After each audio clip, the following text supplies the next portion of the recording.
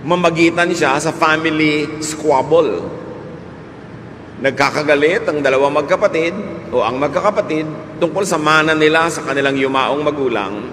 At sabi niya kay Jesus, pwede bang mamagitan kayo at sabihin niyo sa kapatid ko na ibigay sa akin ang tamang mana na para sa akin? At sabi naman ng Panginoon, sino naman ang nagsabing dapat akong maging hukom sa mga kaso ninyo ng mga ganyan? Bakit kailangan niya akong isangkot? At sinabihan niya ang lahat, kasama na rin yung nag-request na siya ay makialam sa hatian ng mana, huwag kayong maging mga sakim. Ang pagmamayari ng maraming bagay ay hindi nagbibigay ng katiyakan, ng kaligtasan, ng katiwasayan sa inyong buhay. So the man wanted to bring Jesus' spiritual ministry down to worldly and materialistic levels. Pati si Jesus gusto nilang isangkot sa kanilang mga hatian at mana-mana issues. Alam nyo, kahit ngayon mga kapatid, merong mga taga-church, lalapit sa pastor para tulungan silang mangolekta ng mga pautang. O kaya lalapit sa pastor para tulungan silang mangutang na hindi naman dapat ginagawa dahil hindi naman yun dapat ang pinagagagawa ng mga spiritual leaders. At napaka-sensitive ng Panginoon sa totoong problema, hindi lang yung hatian ng particular mana, ng particular family na yon, kundi a general human condition of greed.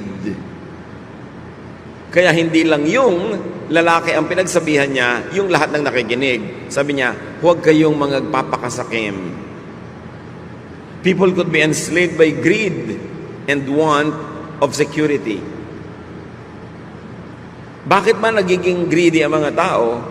Kasi sa palagay nila, pag dumami yung nakuha nila, dumami yung kanilang ari-arian, yung naagaw nila sa iba, mas panatag at mas secure ang buhay nila. But people could damage and destroy family and social relations, in fact, their own souls, for money. Hindi na naman natin kailangang lumayo sa mga sarili-sarili nating pamilya kumisan, mga kapitbahay, kaibigan, kamag-anak, nangyayari yan, nagkakawatak-watak ang mga pamilya, nagkakaaway-away, minsan nagkakapatayan pa dahil sa manahan at hatian ng mana. But the real problem here was exposed by Jesus. It is insecurity. People become greedy because they think that they have to protect themselves so that they could be more secure. But the real problem is not only insecurity, but also ignorance on how to be secure. The problem is looking for the wrong solutions to insecurity, and that is by having more. Sometimes at the expense of being godly, at the expense of our relationships with people.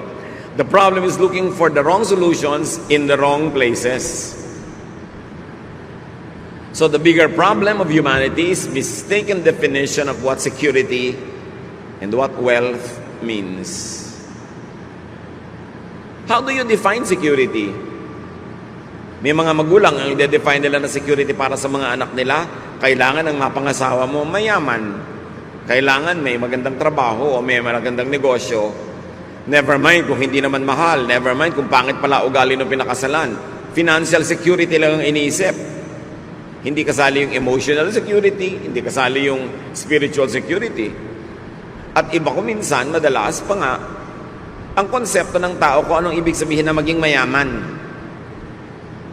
99% yaman lang sa pera ang itinuturing na kayamanan.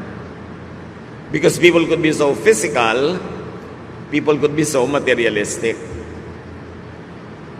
Luke 12:16-17. So Jesus told them this story.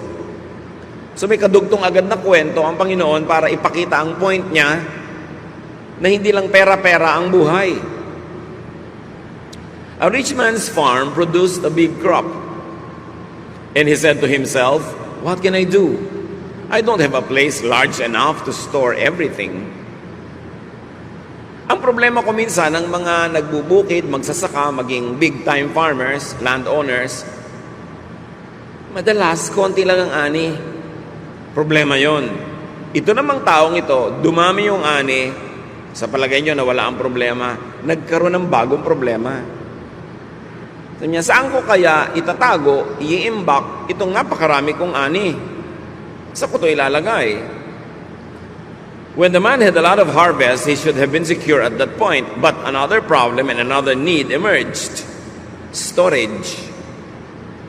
How to secure the grain, how to secure the wealth. Luke 12:18. Later he said, "Now I know what I'll do. I'll tear down my barns and build bigger ones where I can store all my grain and other goods." Nagkaroon siya ng ideya. Paano lulutasin ang problema? Wawasakin niya yung maliit niyang kamalig o storehouse at magpapatayo siya ng mas malaki kung saan niya ilalagay yung kanyang maraming ani. But you know what construction is? It is stressful. Subukan nyo magpagawa kahit ano. Stressful yan. Nagkakaproblema ka sa manggagawa, kung may contractor ka, madalas magkakaproblema ka rin sa kanya. O nagkakaproblema siya sa iyo, may problema ka sa supplier, may problema ka sa lahat ng bagay. Stress. Luke 12:19. Then I'll say to myself, you have stored up enough good things to last for some years to come. Live it up. Eat, drink, and enjoy yourself. Now the man feels secure enough, or at least he thinks so. Sabi niya, at patapos ko maipagawa ang malaking lalagyan, magre-relax ako, magpapasarap. At sasabihin ko sa sarili ko, mag-enjoy ka. Luke 12:20-21. Pero may problema na naman eh. But God said to him, "You fool, tonight you will die. Then who will get what you have stored up?" This is what happens to people who store up everything for themselves, but are poor in the sight of God. Maganda na sana ang takbo ng kwento, nakakita na siya ng solusyon, magpapalagawa siya ng malaking kamalig, isang malaking taguan ng kanyang mga bagong ani. At sabi niya, matagal-tagal din ako magre-relax kasi marami akong naipon. Pero sabi ng Panginoon, alam mo, mamamatay ka na ngayong gabi. Pambihira naman bad news, no? Mamayang gabi na talaga, hindi next week. Mamamatay ka na mamayang gabi. Sino ngayon ang makikinabang ng lahat ng pinaghirapan mo? At sabi ni Jesus, ganito ang mangyayari sa lahat ng mga taong sobrang nag-iipon, sobrang nagpapayaman, pero sila ay mahirap, maralita, dukha sa panukat at sa tingin ng Diyos. Ngayon, bago tayo magkalituhan mga kapatid, maglinawan muna tayo. Ang pagpaparami ng ani, ang pagpapalaki ng mga taguan ng mga ani, ang pagpapayaman, by itself, hindi masama. Madalas nga, mabuti yun. But in this particular case of this particular man, yung pagpapayaman niya, naging mahirap siya sa tingin ng Diyos. In other words, marami siyang ginawa na hindi dapat ginagawa ng makadiyos na tao. Marami siyang pinabayaan, marami siyang nilabag ng mga kautusan ng Diyos para lang siya yumaman. Kaya kahit yumaman siya materially, lalo siyang humirap sa tingin ng Diyos. At mabuti magkalinawan tayo mga kapatid, may mga yumayaman, pero hindi naghihirap sa tingin ng Diyos kasi sa pagpapayaman naman nila, hindi sila gumawa ng masama. Hindi sila nagpahamak, hindi sila naging sakim, hindi sila nang agaw. Kasi remember, ang context ng kwento na ito ay yung agawan ng mana at yung pagsasabi ni Lord na hindi nadadaan sa mga nakukuha mo, napupunta sa iyo, ang ikabubuti mo. So obviously, ang konteksto ng kwento ng taong ito ay marami siyang ginawang hindi maganda para lang yumaman. Naging mahirap siya tuloy sa tingin ng Diyos, kahit sa tingin ng tao, mayaman siya. Pwedeng dinaya niya ng sweldo ang kanyang mga manggagawa. Pwedeng nilamangan niya ang kanyang mga kapatid, baka inagaw nga niya yung lupa na yon sa manahan. Kung ano man yung dirty tricks niya.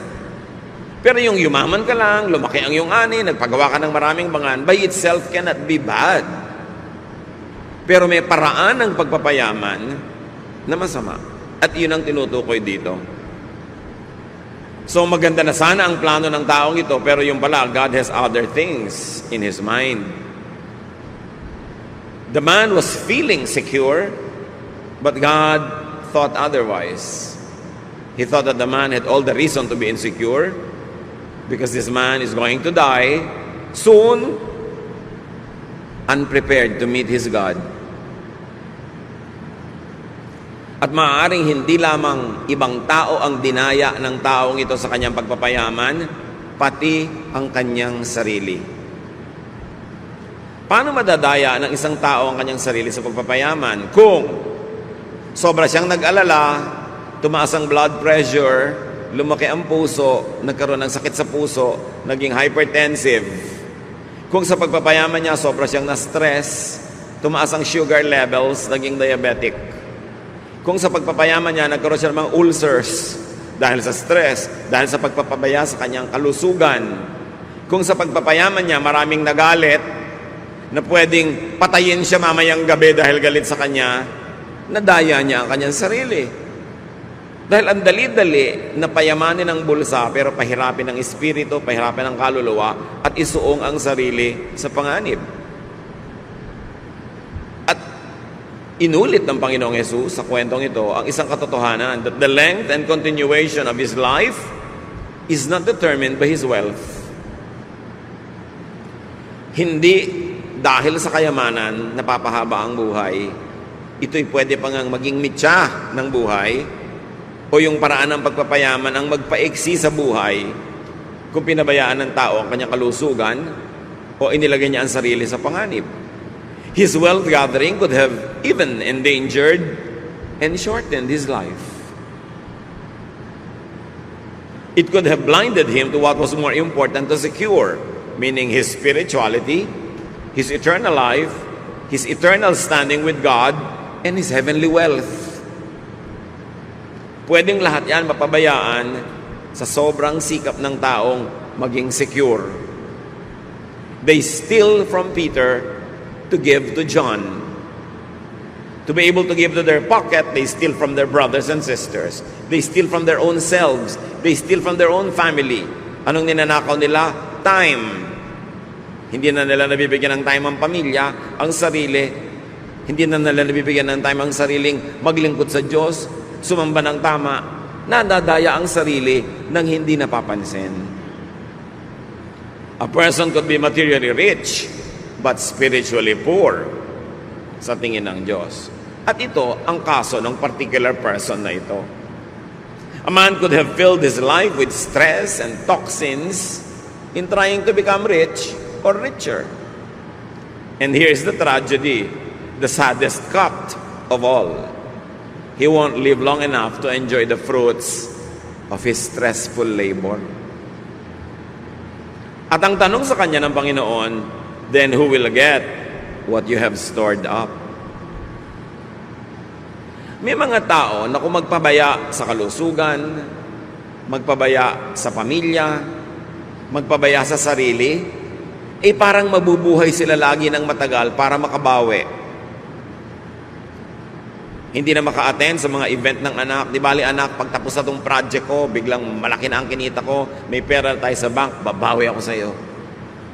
Di bali wife, di bali husband, babawi ako sa iyo. Pagka nakuha ko na itong deal na to, pag sigurado na yung pera natin. Di bali po tatay, nanay, babawi ako. Malay niyo kung makakabawi kayo. Sinong nakakaalam kung mabubuhay tayo na matagal? At sino naman ang nakakatiyak na lahat ng pinaghirapan niya at kinita ay siya rin ang makikinabang o baka iba? Ecclesiastes 2:18, suddenly I realized that others would someday get everything I had worked for so hard. Then I started hating it all. Si Solomon ito, na sobrang nagpakatalino, nagpundar, nagpayaman, pero sabi niya, alam niyo na pag-isip-isip ko, mamamatay ako, maaaring biglaan o kahit magtagal pa man, hindi rin ako ang gagamit at makikinabang sa lahat ng naipundar ko. Kaya bigla ako nawala ng gana, sabi niya. Ecclesiastes 2:21, when we use our wisdom, knowledge, and skill to get what we own, why do we have to leave it to someone who didn't work for it? This is senseless and wrong. Napag-isip-isip ni Solomon, kung ginamit mo lahat ng galing mo, husay, naghirap ka, makakapagparami ka ng kayamanan na iiwan mo sa mga taong hindi naman naghirap para doon. Pwedeng asawa mo o anak mo o sino man, o kung sino man bigla yung nakamana o nakasambot, nakasalo, nakaagaw ng kayamanan mo. Sabi niya, mali ito. So, alin ang mali? Yung iiwan mo ang kayamanan mo sa iba o sobra mong dayain ang sarili mo, kawawain ang sarili mo at yung kapwa mo para ka magkaroon ng maraming pera ang hindi mo naman kayang ubusin at iiwan mo rin sa iba. Maaaring hindi mo kayang ubusin sa dami o kaya hindi mo kayang ubusin kasi mamamatay ka na pala. Iba ang makikinabang. Immediately may lesson dito mga kapatid. Have a slice of life every day, even during the days that you work hard. Kahit kayo, nasa gitna ng isang napakahalagang proyekto na pwede kayong sobrang yumaman, huwag ninyong i-hold ang lahat ng bagay. Birthday ng asawa, birthday ng anak, may pagtitipon, meron kayong dapat magkita-kita. Saka na, next year na ako babawi. Paano kayo nakatiyak na may next year? Kaya dapat araw-araw, linggo-linggo, buwan-buwan, iniaagaw yung kasiyahan, yung pag-enjoy, yung pagiging mabuti, maibigin, mapagmahal, thoughtful, laging isinisingit, kahit busy-busy kayo na nagpapayaman at sinasabi nyo, hindi bali, matapos lang ito, mag-enjoy na tayo. Eh kung yun nga, binawian ka bigla ng buhay o kaya sila ang binawian ng buhay. Kaya dapat huwag ipagsapalaran ng ganung mga halagang bagay. Laging isingit.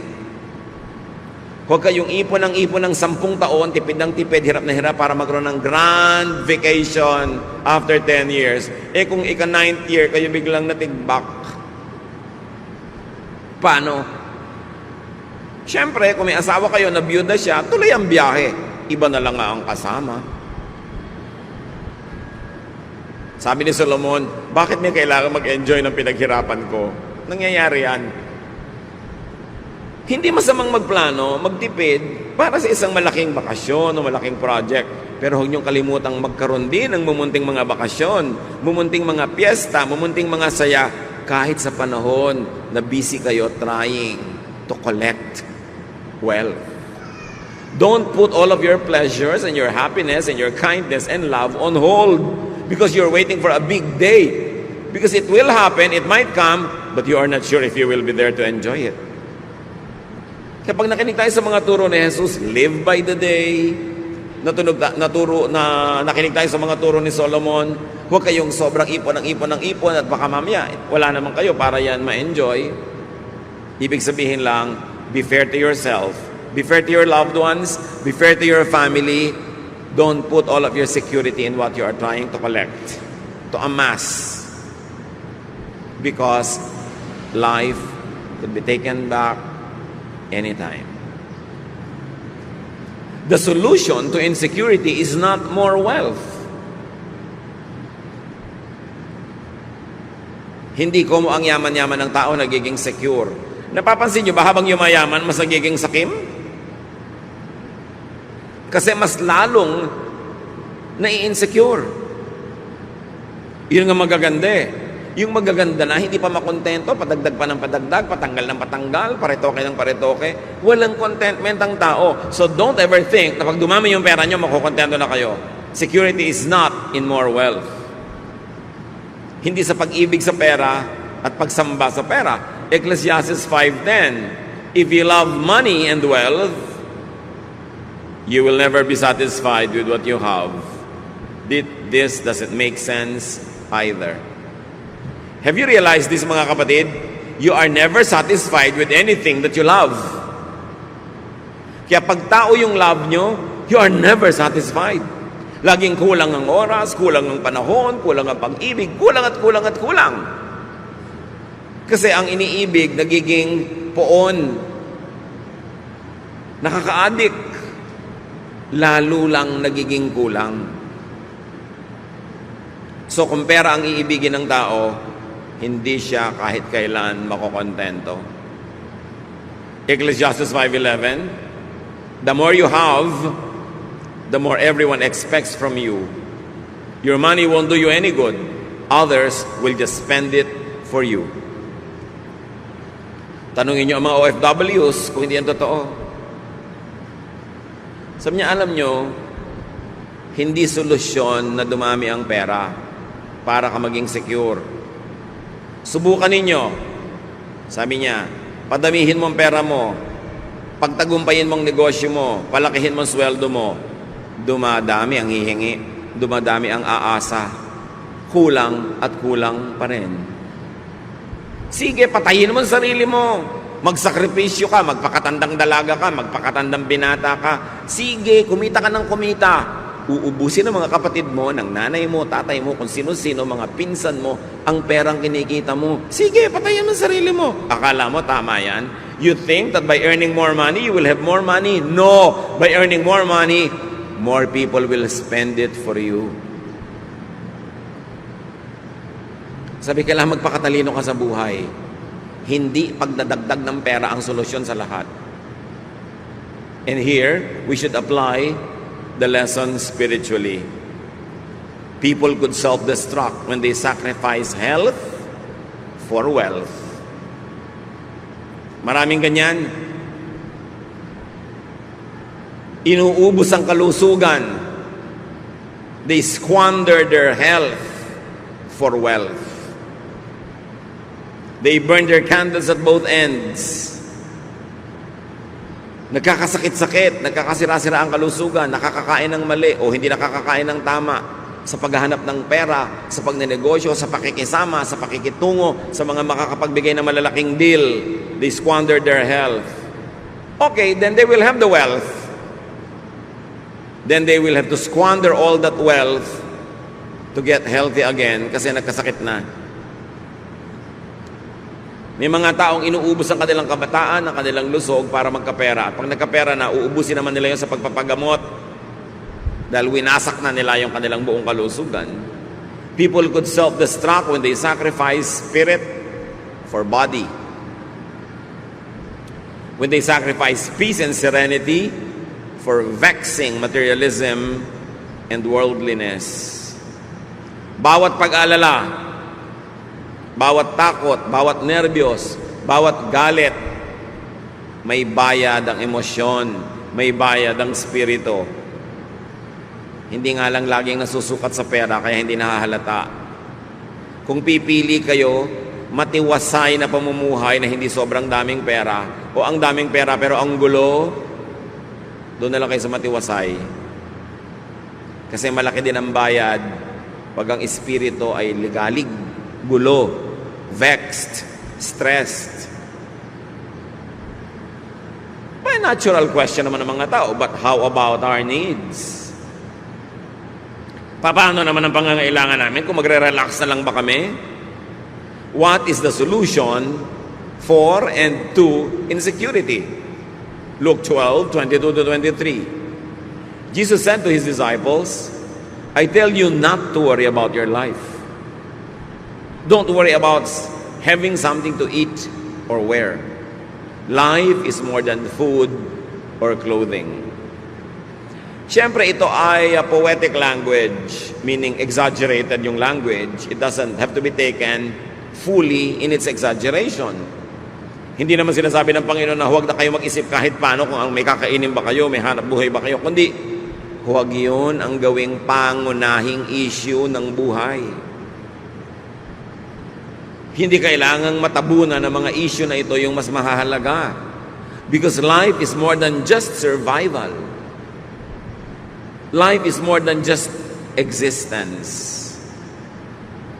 Ngayon, yung mga hayop, they are just there to survive and to exist. Kaya sabi sa Luke 12:24-30, look at the crows. They don't plant or harvest. They don't have storehouses or barns. But God takes care of them.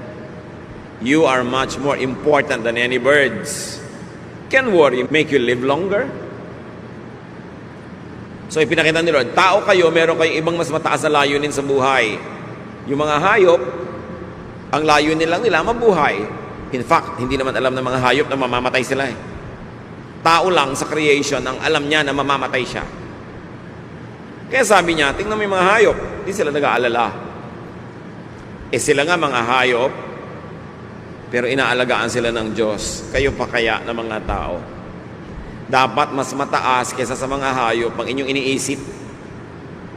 Ang iniisip lang ng hayop sa umaga, makakain, tas masaya na siya. Pero hindi lang pagkain o inumin ang iniisip ng tao. So dapat meron kang gawin para masecure na yung pagkain at iniinom mo at nang meron ka naman ngayong oras para gawin yung mas mahalaga sa buhay. Kaya ang sobrang karukhaan ay kaaway ng ating espiritualidad. Kasi pag isang kahig, isang tuka, isang trabaho, isang kain, isang trabaho, isang kain, mauubos na lang yung buhay mo, hindi ka nakalampas doon sa basic na kailangan kang may kainin, inumin, ibayad sa kuryente, tubig, may ipamasahe, tapos namatay ka na lang, yun na lang ba ang buhay?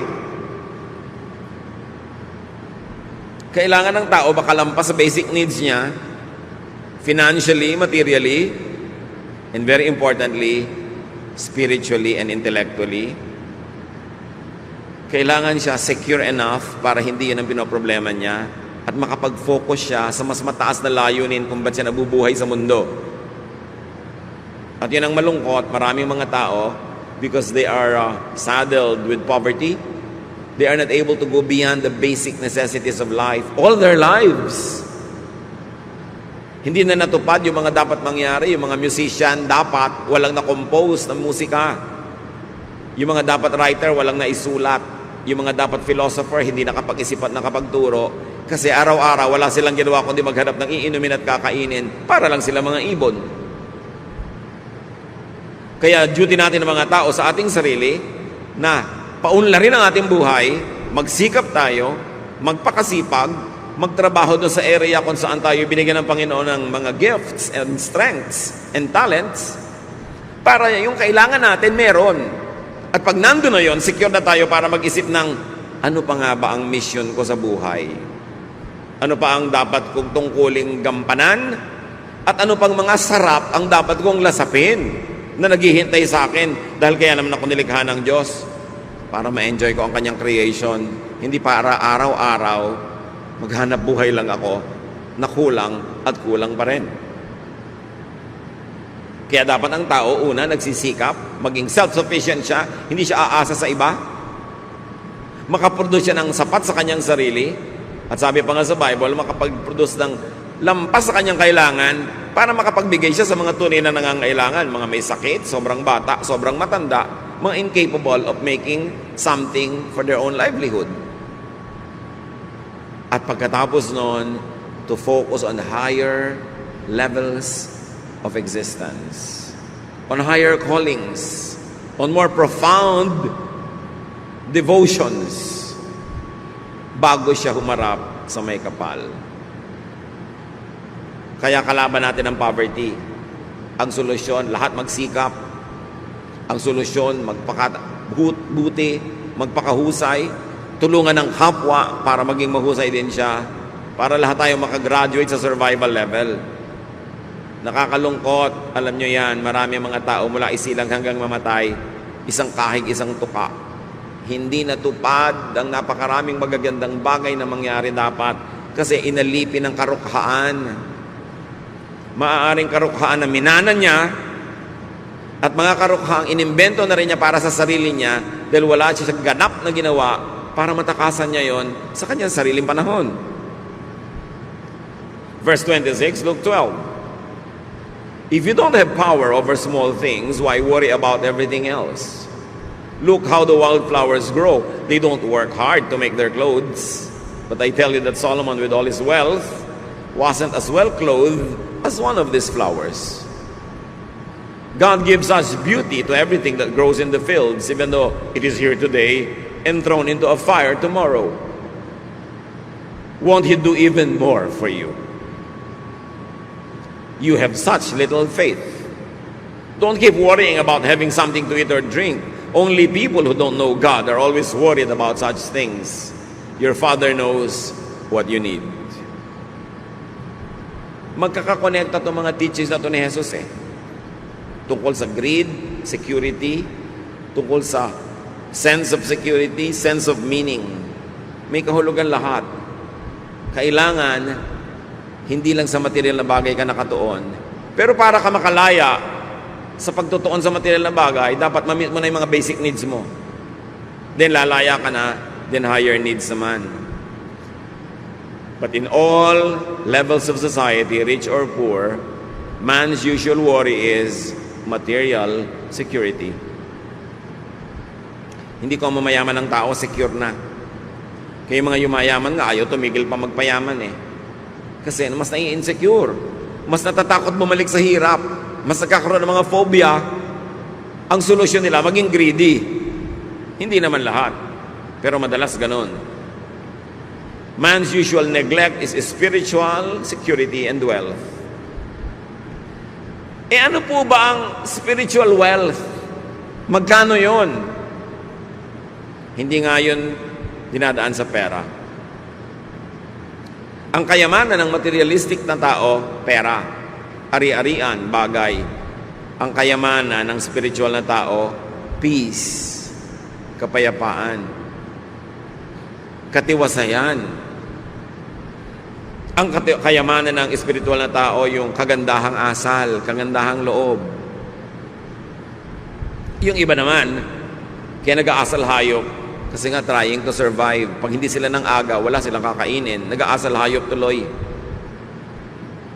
Kaya mo sinisikap umunlad, maging mariwasa, para hindi ka kailangan mag-asal hayop, hindi ka kailangan makipagkagawan, hindi ka kailangan makipagtulakan. You can afford to be ethical, you can afford to be giving and forgiving, kasi meron ka naman. That's why it is doubly wrong for rich people to steal.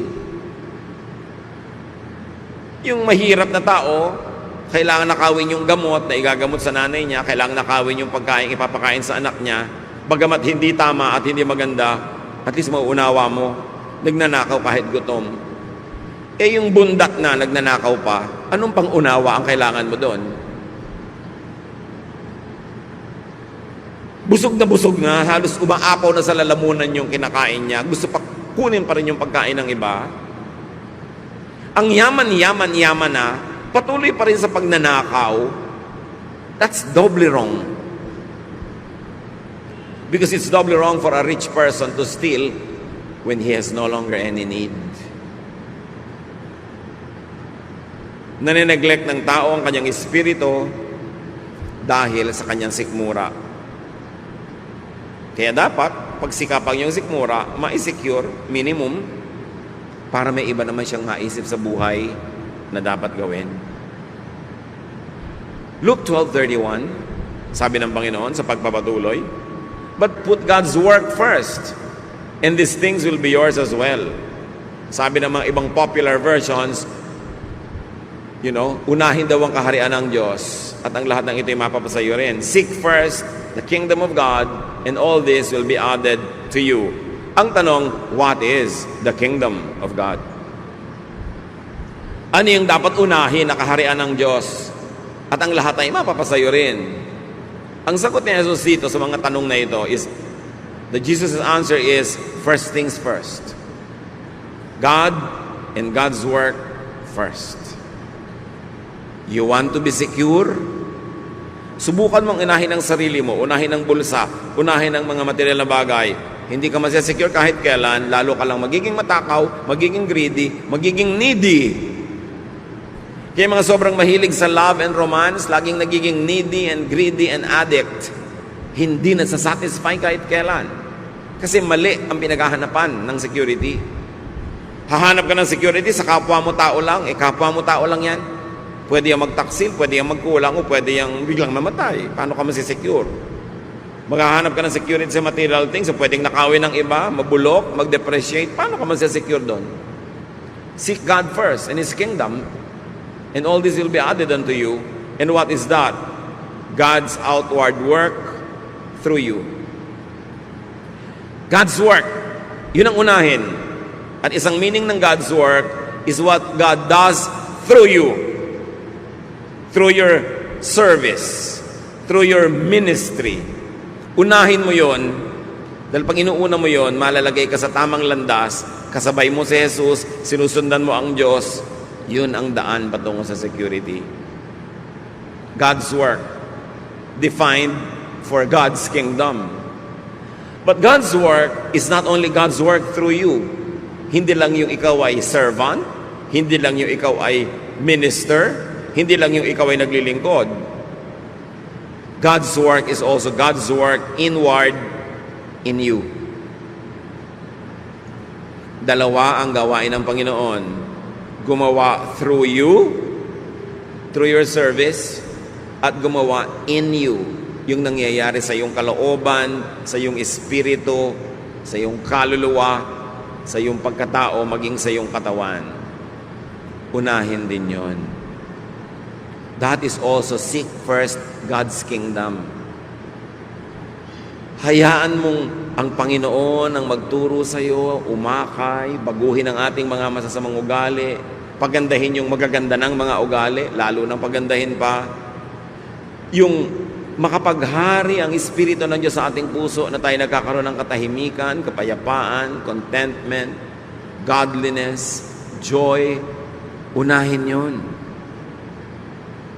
So, in practical terms, meron ako ang laking kikitain dito, pero malalabag ang konsyensya ko, maguguluhan ng aking espiritualidad, masisira ang aking relasyon sa Diyos, masisira pati ang ministry ko sa Panginoon, di wag na lang. Yun ang ibig sabihin ng seek first His kingdom and His righteousness, and all this that you want will be added to you. It will be added later, not before.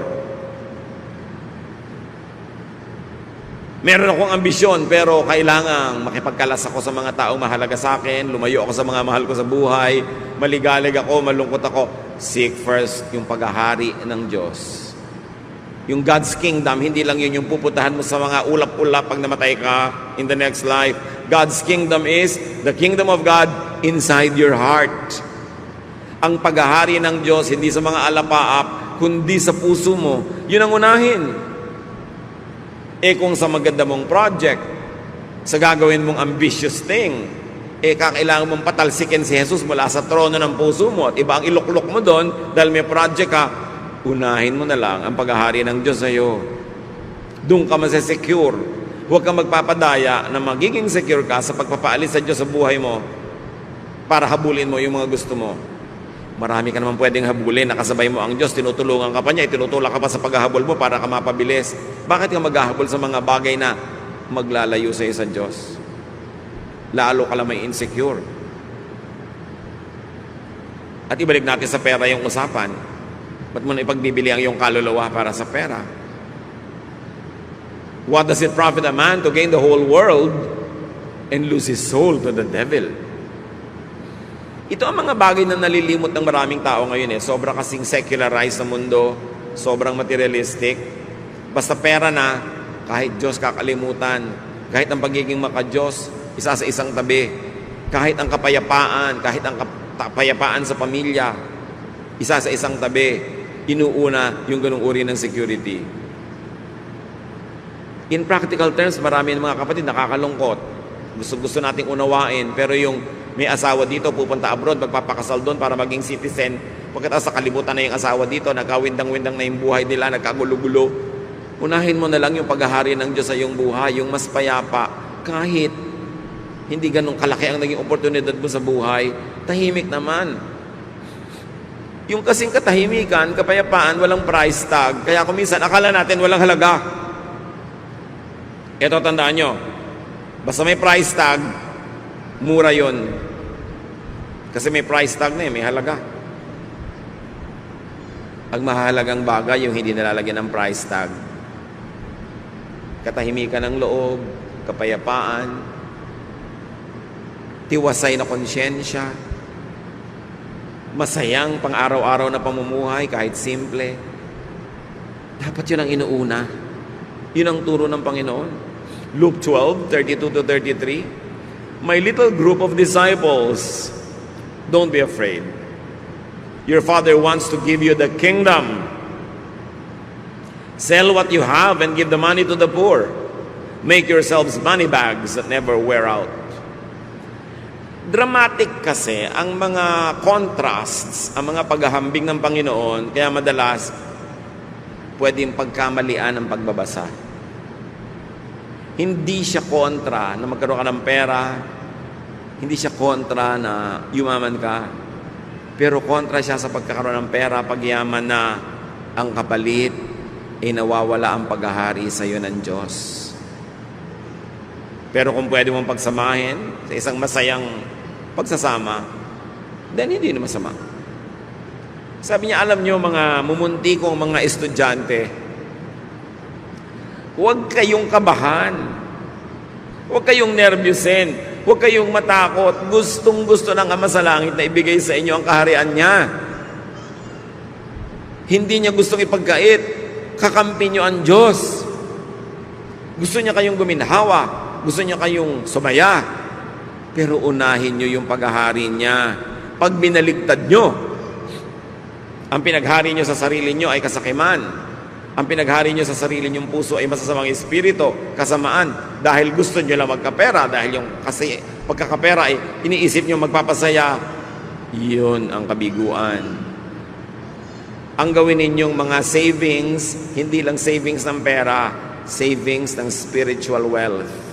Huwag niyong kalimutan na bagamat kayo'y lupa, espiritu rin kayo. Huwag niyong itapon yung lahat ng espiritu para lang sa lupa. Nasasandali lang ang buhay dito sa mundong ito. Huwag malito. Kasi napakalakas ng tinig ng materialism. Napakalakas ng tawag ng sanlibutan na pwedeng mabingi ka doon at malimutan mo ang banayad at tahimik na patuloy na pagtawag sa iyo ng Ama. Jesus emphasizes, make deposits in the heavenly, in the permanent, in the eternal bank. Make your spirit rich first. Make your spirit rich instead, kung kailangang mamili. And this is the kingdom of God inside you. Sa paggawa ng mabuti, nag-iimpo ka ng kayamanan sa langit sa kabilang buhay dahil siyempre may gantimpala yun. Pero nag-iipon ka rin ng kayamanan kahit dito pa lang. Pero sa pag-iimpok doon sa kabilang bangko na gumagawa ka ng masama sa sarili at sa kapwa, may bayad din. Kaya kung sobrang materialistic ang tao, ang tinuturuan ng Panginoon, reverse your values. Reverse the way you think. Balance your life, your focus, your preoccupation. Luke 12:33 to 34. Make sure your treasure is safe. Where? In heaven. Where thieves cannot steal it and moths cannot destroy it. Your heart will always be there where your treasure is. So dito, pinapakita ng Panginoon, ano ba ang tunay na kayamanan? Yung hindi nananakaw ng iba. Yung hindi nabubulok at nawawala ng halaga. So ano man ang iniisip nyo ngayon mga kapatid na kayamanan, pero kung pwedeng manakaw ng iba, kung pwedeng maluma at mabulok, hindi yun kayamanan sa tingin ng Diyos. Sa tingin lang yun ng tao. At kung yun ang ating mga kayamanan at wala nang iba pa, napaka-miserable naman natin at pobre sa tingin ng Diyos. Kaya sabi ni Jesus, alam nyo, ang patabain ninyo, ang pakapalin ninyo, yung account nyo sa langit. Dahil walang pwedeng magnakaw doon. At yung langit, mga kapatid, pwedeng dalawa. Yung pupuntahan ng tao matapos siya ay mamatay at maharap na siya sa Diyos, yun ang tinatawag nating eternal heaven. At may isa pang langit, yung daladala mo sa puso mo. Nandito na, ngayon na. Pag mayaman ka doon, ang kayamanan mo halimbawa, peace of mind. Sinong nanakaw nun? Ang kayamanan mo, godliness, honesty, contentment. Sinong pwede magnakaw nun? Kaya sabi, payamanin nyo yung kingdom of heaven in you and out there. Yun ang walang talo. Yun ang walang lugi. Heaven is that eternal home of the Spirit. But heaven is also the godly believer's heart. Where heaven comes down, where God reigns here and now. Gather treasures in heaven, meaning your heart. Gather treasures in the eternal heaven, meaning that place where you will go after this death. Dahil sa maiksing buhay dito sa lupa ka lang pwede mag-deposit doon. Pagkatapos ng buhay na ito, wala ka ng chance. Don't miss the golden opportunity to gather for yourselves treasures in heaven, there and here. Gather spiritual and intangible treasure that cannot be stolen. That is the solution to insecurity. Kasi ang tanong, paano ko masesecure? Lahat ng mga iniipon ko na nanakaw, naaagaw, di palitan mo kung anong iniipon mo. Yung hindi naaagaw, hindi na nanakaw. At dun ka palang magkakaroon ng kapayapaan. Hindi sasabing baliwalain mo ang iyong asawa na pwedeng manakaw o mamatay o maluma. Hindi ganon. Baliwalain mo ang iyong kotse, ang iyong bahay. Pero hindi sasabing no. Pero sinasabi lang, huwag yun ang gawin mong Diyos sa buhay mo. Gawin mo lang siyang dagdag, dekorasyon, icing. Pero hindi siya ang cake. Ang tunay na cake, yung kayamanan mo sa langit at sa puso mo. Sabi niya, and all this will be added to you. Idadagdag din naman eh. Pero dagdag lang yun. Hindi yun ang main thing.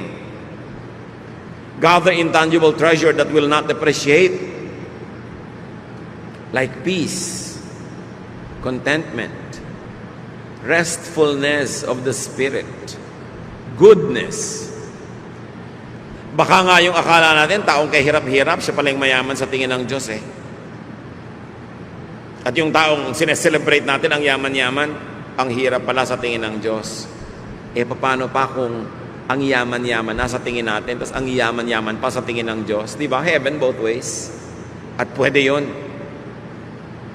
Ngayon, kung hindi pwedeng sabay, ang sinasabi ni Jesus, unahin nyo na maging mayaman kayo sa tingin ng Diyos. Kasi ng tunay na kayamanang hindi nagmamaliw, hindi nababago, hindi naluluma, at hindi nananakaw. Do not just be rich materially. It will only cause more insecurity. Do not just be beautiful physically or on the outside, because it will also cause insecurity. Yung magaganda, mas insecure nga kasi ang dali-daling mawala ng kagandahan. Isang sunburn lang na natupok. Isang maling pangyayari sa buhay, pwedeng mawasak ang kagandahan. O kaya kahit walang masamang mangyari, sa paglipas ng panahon, talagang tinatawag ng lupa ang kagandahan. Kaya ang pati sa Bible, ang sinasabi, gusto niya maging talaga maganda? Hindi masamang magpaganda sa labas, pero dapat mas maganda kayo sa loob. Kasi sa kalooban nakatingin ng Diyos. 1 Peter 3:3-4. Don't depend on things like fancy hairdos, or gold jewelry, but expensive clothes to make you look beautiful. Be beautiful in your heart by being gentle and quiet. This kind of beauty will last, and God considers it very special. So maganda ka ba sa tingin ng Diyos? Yun ang unahin. Tapos maganda ka pa sa tingin ng tao, di doble, may bonus. Pero ang ganda-ganda mo sa tingin ng tao, tapos sa Diyos, hindi pala, lugi ka. Mahalaga unahin kung ano yung mas espiritual, ano yung nagtatagal, at ano yung mahalaga sa Diyos. Ano ang mga insecurities natin, mga kapatid? What are we insecure about? Siguro, kaya tayo insecure, yung pinaglalagakan, sinasandalan natin ng security, nananakaw, nawawala, kumukupas. Gusto ng Panginoon, matahimik tayo, magkaroon tayo ng sense of peace. Kaya gusto niya, maiba yung pananaw natin kung ano ang mahalaga, kung anong pinapahalagahan. Be changed by the renewing of your mind, so that you may prove what God's will is, His pleasing and perfect will. Sinasabi sa Romans. Kaya mahalaga, kung nai-insecure tayo, tanungin nyo, bakit ako na-insecure? Kasi yung kinakapitan ko, yung hinahabol ko, hinahangad ko, iniingatan ko,